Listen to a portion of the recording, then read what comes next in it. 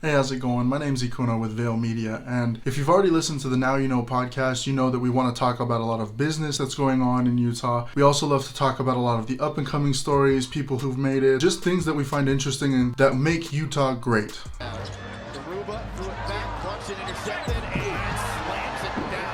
Now, one of the things that I'm going to be sharing with you guys today is my top 3 takeaways from a Utah author named Garret Gunderson. Garret Gunderson is an investor, businessman, and author from Penguich, Utah, which is exactly why I chose his book, Killing Sacred Cows, to talk about in this video.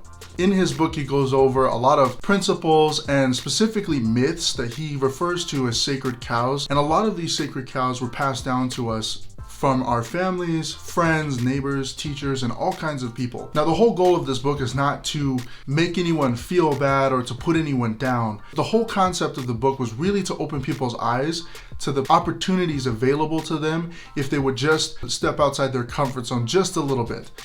Don't cross this line! Now, I'm going to be sharing 3 simple principles with you guys today that I took away from the book, and I call it my top 3 takeaways. First is known as Myth 1, or the first sacred cow, and he calls it the infinite pie.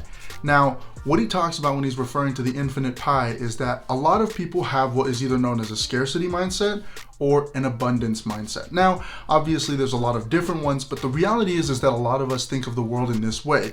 He goes in depth, but I'll just share a few simple things with you. When referring to the scarcity and abundance mindset, this is what Garret Gunderson had to say.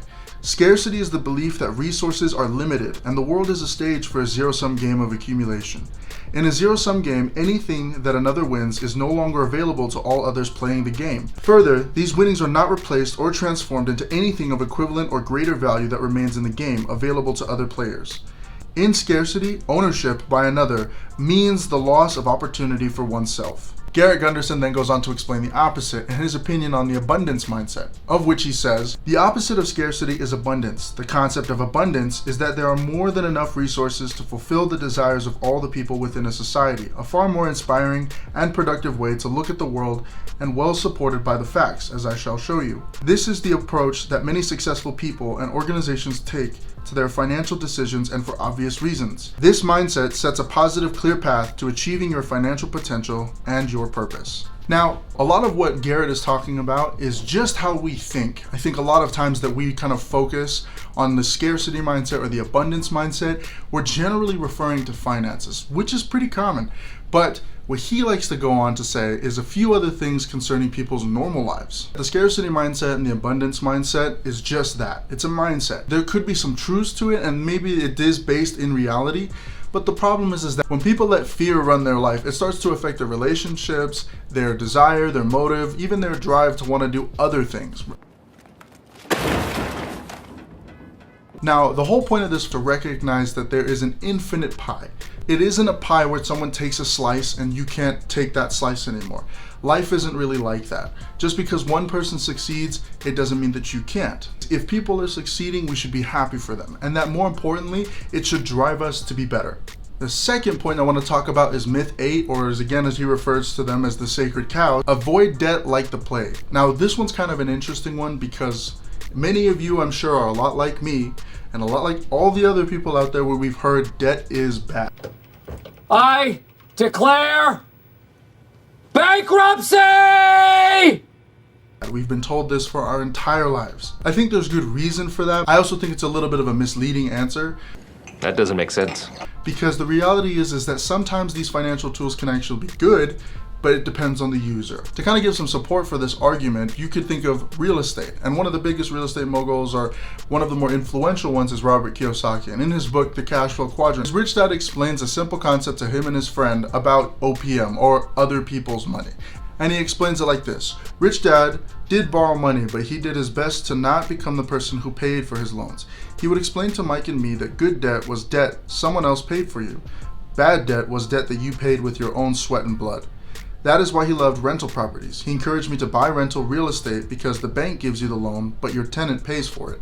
I can understand why people like Susie Orman or Dave Ramsey or a lot of other people, say even your parents, teachers, friends, might even tell you that debt is not a good thing and that you should never go into debt. And like he said, that maybe you should avoid it like the plague.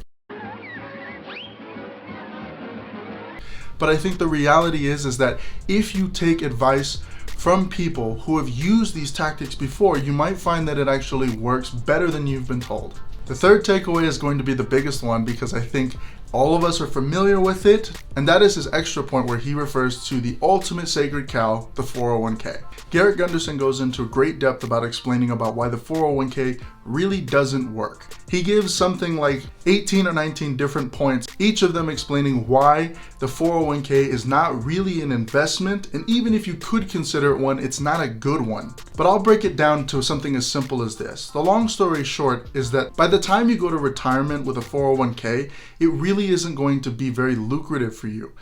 Yeah.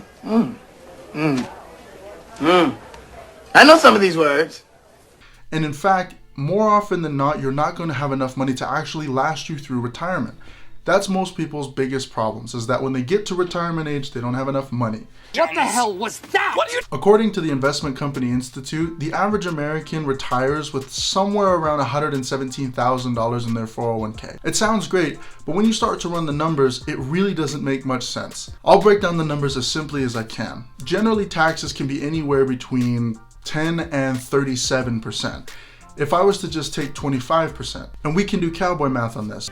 Ride like the wind, bullseye!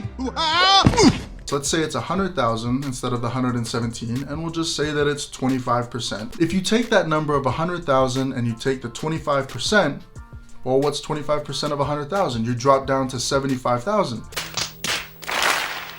right? And that's immediately off the bat. Now the goal is to retire for a prolonged period of time, say 30, 40 years or until the day you die. And that's if you're retiring at about 60 years old. But the problem comes in when you only have $75,000 left. If you're accustomed to living a lifestyle that requires $60,000, that's only going to last you about a year. They've done studies, 60% of the time it works every time. But like I said, the whole goal of this is not to bash on anybody who's involved in any of this or may even have some of these beliefs, because in the end, the reason that they're called the sacred cows is because most of us believe them and would never kill them. But the whole point of this book is to challenge your mindset and your belief, especially when it comes to finances and money and what you've been taught. But anyway, I hope you guys enjoyed the video. Check out our content. We post every single day. We have all different kinds of content ranging from lifestyle to sports to business, finance, and even productivity. But we would love for you guys to share some of your feedback with us and ask us any questions if you have them. And if you would like to be on either the podcast or join for an interview just to share your story, hit us up on social media, whether that's on Instagram, TikTok, YouTube, or whatever platform you're watching this on, and we'll catch you guys in the next one.